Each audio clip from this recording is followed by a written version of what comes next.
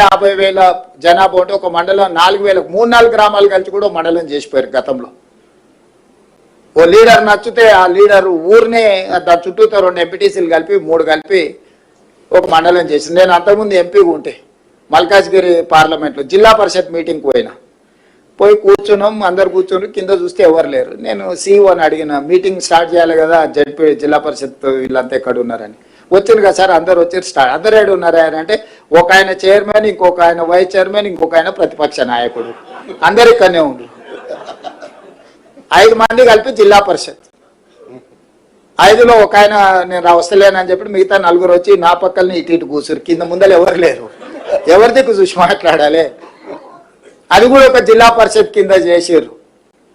So ఇట్లాంటి తప్పుల వల్ల పరిపాలన ఒక నమ్మకం లేని పరిస్థితులు వచ్చినాయి. అందుకే ఈ మధ్యలో డిమాండ్ చేసే వాళ్ళందరికీ నేను విజ్ఞప్తి చేస్తున్నా. మిత్రులు కొంతమంది అది అట్లా చేసారు, ఇది ఇట్లా చేసారు. అయ్యా, హైదరాబాద్ పేరు నేను పెట్టింది కాదు, మేడ్చల్ మల్కాజ్గిరి పేరు నేను పెట్టింది కాదు, సైబరాబాదు నేను పెట్టింది కాదు. ఈ 3 పేర్లు కాదు. ఇప్పుడు నిన్న వచ్చిన మున్సిపల్ పోలీస్ కమిషనరేట్లు వచ్చినాయి.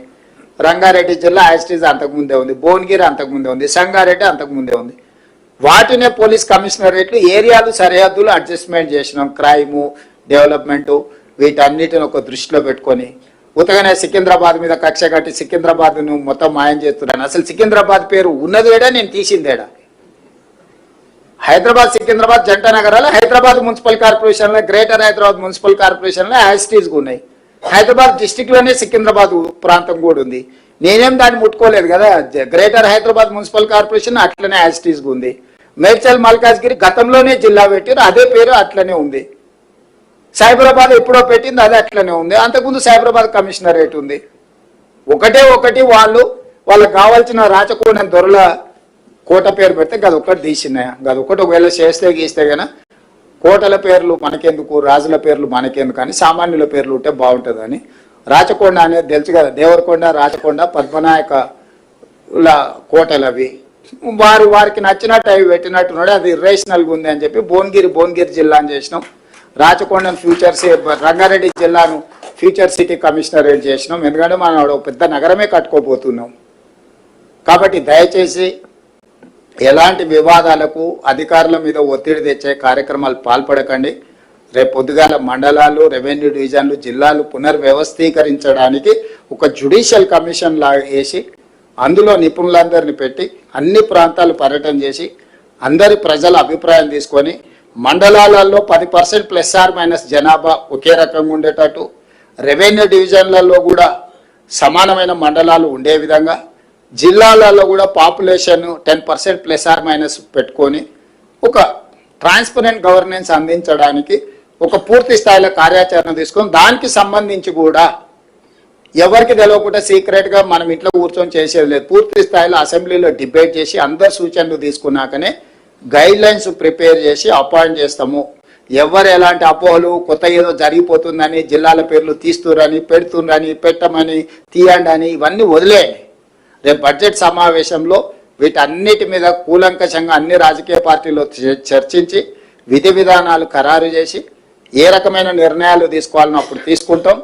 ఇప్పటికీ మీకు స్టేట్లో కట్టుకోవడానికి ఆఫీస్ స్థలం ఇస్తాం. ఇవన్నీ ఎందుకు చెప్తున్నా అంటే కొత్త జిల్లాలు వచ్చినప్పుడు ఆ జిల్లాల ప్రాతిపదికన ఏది జిల్లా హెడ్ క్వార్టర్ అవుతుందో అప్పుడు స్థలం ఇస్తాం. ఇప్పుడు స్టేట్లో మీరు ఏదైనా స్థలం మీరు ఆఫీసు కార్యాలయం కట్టుకోవడానికి ఒకవేళ వచ్చింది అంటున్నాడు, అదేదో చూసి ఫస్ట్ హెడ్ క్వార్టర్స్లో కట్టుకోండి. అక్కడ కూర్చొని మీరు కూడా సచివాలయం కట్టుకోండి. ఇక్కడ నుంచి కిందికి పరిపాలన అందించండి. సచివాలయం లేకపోతే పరిపాలన చేయలేము. గతంలో సచివాలయం కూడా ఉండేది కాదు. కట్టంగానే నేను వచ్చిన, అందుకే పరిపాలన జరుగుతుంది.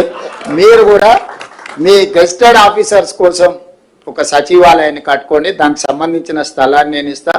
అవసరమైతే మీరు ఎంత జమ చేసుకుంటే మీరు రూపాయి ఇస్తే నేను రూపాయి ఇస్తా మీరు కట్టుకోవడానికి. మీరు 1,00,000 ఇస్తే నేను 1,00,000 ఇస్తా.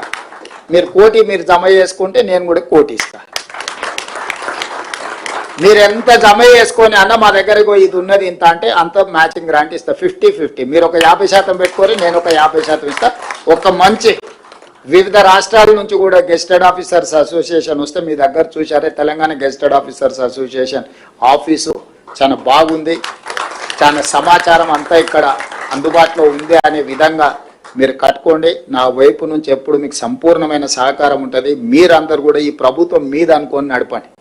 ఇది నాది కాదు, మనందరి ప్రభుత్వం ఇది. ప్రజలకు మనం సేవ చేయాల్సిన అవకాశం దొరికింది. ఇన్ని కోట్ల మంది ఉన్నారు. 5 లక్షలే ప్రభుత్వ ఉద్యోగులు. దాదాపు 4 కోట్ల మంది నుంచి 5 లక్షలే మీరు సెలెక్ట్ అయినారని అంటే ఇది ఒక గొప్ప అవకాశం. 4 కోట్ల మందిలో మేము 200 మందిలో మేము ఉన్నామంటే ఇంకా గొప్ప అవకాశం. ఇది ప్రజలు ఇచ్చిన అవకాశం, మనం సద్వినియోగం చేసుకుందాం, మన సమస్యలు పరిష్కరించుకుందాం, ఒక మంచి పరిపాలనకు మనం ఆదర్శంగా నిలబడదాం. ప్రభుత్వం ఎప్పుడు మీకు సహకారాన్ని అందిస్తుంది. మీరు లేవనెత్తిన విషయాలు శ్రీనివాస్ గారు, మీ అసోసియేషన్ వాళ్ళందరూ చాలా ఇచ్చిండ్రు, అన్ని ఇక్కడ ఉన్నాయి. వీటన్నిటినీ మా చీఫ్ సెక్రటరీ గారికి ఇచ్చి ఎగ్జామిన్ చేసి మళ్ళీ ఒకసారి మీ అసోసియేషన్ చీఫ్ సెక్రటరీ గారితో మీటింగ్ ఏర్పాటు చేసి దీనికి పరిష్కారం కావాల్సిన అన్ని ఆదేశాలు కింద అధికారులకు ఇచ్చి మీ సమస్యలు పరిష్కరిస్తానని తెలియజేస్తూ మీ అందరి దగ్గర సెలవు తీసుకుంటున్నాను.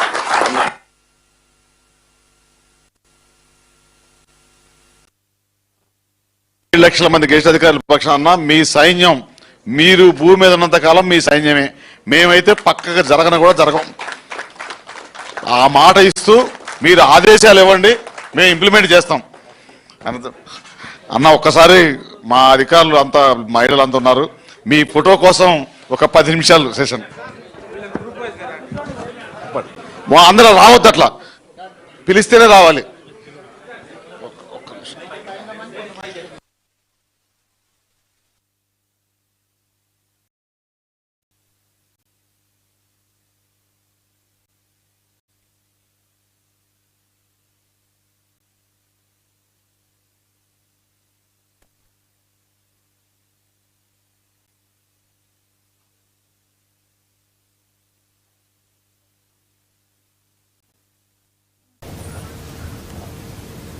ప్రజా సమస్యల పరిష్కారంలో నిరంతరం ముందుండే మహాన్యూస్ ఛానల్ 2026 డైరీ ఆవిష్కరణ కార్యక్రమం ఘనంగా జరిగింది. TTD board member Madakasira MLA MS Raju డైరీని ఆవిష్కరించారు. ఈ సందర్భంగా ఆయన మాట్లాడుతూ ప్రజలకు ప్రభుత్వానికి మధ్య వారధిలా నిలుస్తూ మహాన్యూస్ అందిస్తున్న సేవలను కొనియాడారు. కేవలం వార్తలే కాకుండా మహాభక్తి ఛానల్ ద్వారా తెలుగు రాష్ట్రాల్లో ఆధ్యాత్మిక చైతన్యాన్ని నింపుతున్నారని ప్రశంసించారు. మహాన్యూస్ సీఎండీ మారెల వంశీకృష్ణ నేతృత్వంలో శివరాత్రి పర్వదినాన నిర్వహించిన మహాశివోహం కార్యక్రమం సాధించిన అద్భుత